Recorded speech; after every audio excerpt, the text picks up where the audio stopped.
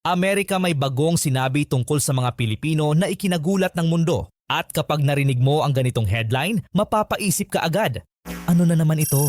Papuri ba? Babala ba? O isa na namang diplomatic statement na mukhang walang laman? Pero teka lang, kapag pinakinggan mo ng mabuti ang mga sinasabi ng Amerika nitong mga nakaraang buwan, hindi lang isang beses, hindi lang isang opisyal, may pattern kang mapapansin. Paulit-ulit nilang binabanggit ang Pilipinas. Paulit-ulit nilang binibigyang diin ang papel ng bansa natin sa rehiyon. At paulit-ulit nilang sinasabi na mahalaga ang Pilipinas. Ngayon, higit kailanman. Hindi ito aksidente. Hindi ito coincidence. At lalong hindi ito simpleng pakikipagkaibigan lang. Para maintindihan kung bakit, kailangan nating bumalik, malayo. Noong 1898, matapos ang digmaang Kastila-Amerikano, napunta ang Pilipinas sa ilalim ng Amerika. Sa papel, isa lang itong teritoryo na ipinasa mula sa Espanya. Pero sa realidad, dito nagsimula ang isa sa pinakamahabang at pinakakomplikadong relasyon ng Amerika sa Asya. Hindi tulad ng ibang kolonya ng kanluran, ginamit ng Amerika ang Pilipinas bilang testing ground ng kanilang impluensya sa rehiyon. Dito nila sinubukan ang public education system. Dito nila ipinakilala ang English bilang wikang panturo. Dito nila hinubog ang isang lokal na elite na kayang makipag-usap, makipagdebate at makipagtransaksyon sa kanluran. May Amerikanong opisyal noon na nagsabi, "We are not just governing the Philippines. We are shaping a future partner." At kahit marami ang tutol, kahit may dugong dumanak, kahit may kasaysayan ng paglaban, hindi maikakaila na ang impluensyang iyon ay nanatili. Fast forward tayo. Pagkatapos ng World War II, naging independent ang Pilipinas. Pero kahit malaya na sa papel, nanatili ang koneksyon, militar, ekonomiya, kultura, edukasyon, migrasyon. Ilang milyong Pilipino ang nagtatrabaho, naninirahan o may pamilya sa Amerika. Ilang henerasyon ang lumaki na exposed sa American media, American values, American work culture.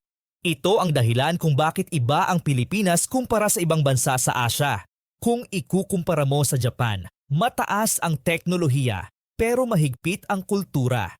Kung ikukumpara sa China, malaki ang ekonomiya pero may language at political barrier. Kung ikukumpara sa Vietnam, mabilis ang growth pero limitado ang global integration. Ang Pilipinas, flexible, adaptable, English-speaking, Western-oriented, pero Asian ang ugat. At dito na papasok ang susunod na mahalagang punto, lokasyon. Kapag tinignan mo ang mapa, makikita mo agad na hindi tayo basta nasa isang sulok lang. Nasa gitna tayo ng galaw ng mundo. Sa pagitan ng East Asia, Southeast Asia at ng Pacific trade routes. Ibig sabihin, ang mga barkong may dalang langis mula Middle East, semiconductor parts mula Taiwan at South Korea, at consumer goods papuntang Amerika, dumadaan sa paligid natin. Sabi nga ni General Douglas MacArthur, "The Philippines is the key to the Pacific." Hindi ito drama. Ito ay military geography.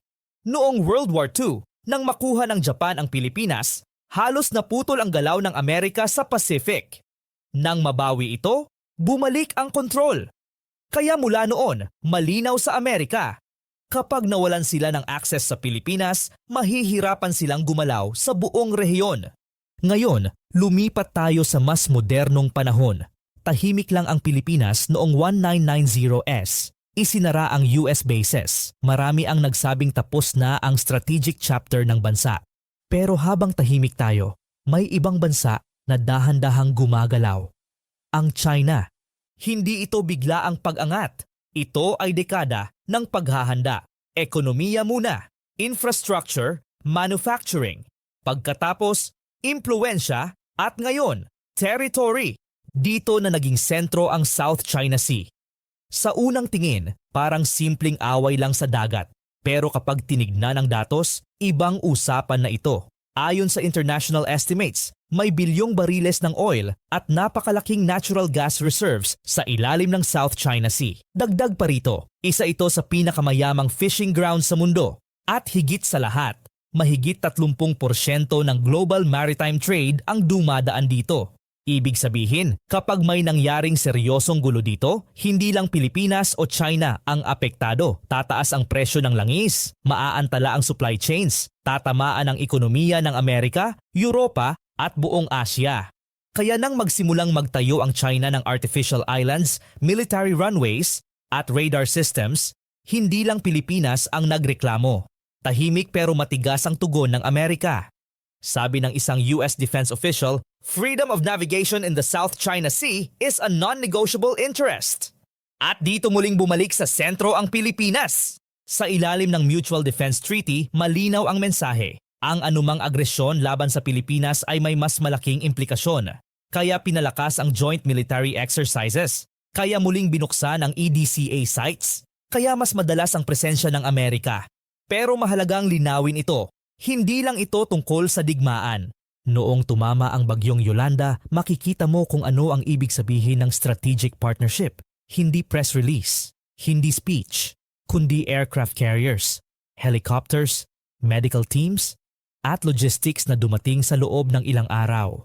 Sabi ng isang US Admiral noon, "This alliance is not only about deterrence, but about showing up when lives are on the line." Ngayon, lumipat tayo sa ekonomiya. Dahil dito, mas lalong humahaba ang usapan.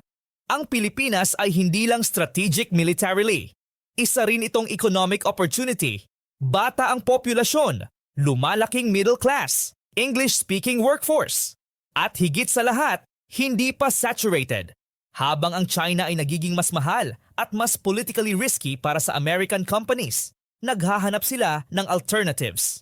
Vietnam, India, Mexico, at oo, Pilipinas. Dagdag pa rito ang likas na yaman, nickel para sa batteries, copper para sa electronics, renewable energy potential. Sa panahon ng electric vehicles at green transition, hindi maliit na bagay ang resources ng Pilipinas. Kaya hindi kataka-taka na parami ng parami ang American investments. Mula BPO, tech startups, renewable energy, hanggang infrastructure partnerships. Sabi nga ng US Ambassador sa Pilipinas, "The Philippines is emerging as a long-term partner, not just a destination." At hindi lang Amerika ang nakakita nito. Maraming global companies at investors ang nagsisimulang tingnan ang Pilipinas bilang gateway sa Asia. Hindi lang bilang market, kundi bilang strategic hub.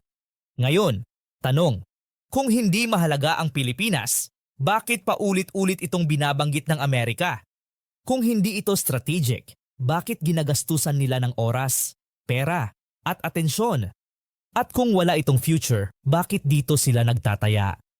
Ang sagot ay simple, mahalaga ang Pilipinas dahil nasa gitna ito ng pinakamahalagang rehiyon sa mundo ngayon, ang Asia Pacific. Isang rehiyon kung saan nagbabanggaan ang kapangyarihan, ekonomiya at hinaharap. At sa tahimik na paraan, nasa gitna ng larong iyon ang bansa natin. Ngunit may mahalagang tanong na dapat sagutin ng bawat Pilipino. Handa ba ang Pilipinas na gamitin ang kahalagahan nito para sa sarili nitong kinabukasan? Handa ba tayong gawing bentahe ang strategic location natin, ang likas na yaman, ang kabataan at talento ng workforce? At ang global partnerships na ito para sa sariling pag-unlad? O patuloy ba tayong mananatiling observer, pinaglalaruan ng geopolitics at umaasa sa iba para sa proteksyon at oportunidad? Dahil ang katotohanan ay malinaw, ang mundo ay nagbabago at habang Amerika, China at iba pang kapangyarihan ay kumikilos, may pagkakataon ang Pilipinas. Kung alam lang nating hawakan ito. Hindi lang ito tungkol sa diplomacy o alliance. Hindi lang ito tungkol sa ekonomiya o military presence. Ito ay tungkol sa kinabukasan ng bawat Pilipino. At sa huli, hindi sapat na ipagmalaki lang ang pagmamahal ng Amerika o ng ibang bansa sa Pilipinas. Kailangan nating kumilos. Kailangan nating magplano. Kailangan nating pahalagahan at gamitin ang ating sariling halaga para sa tunay na pag-unlad.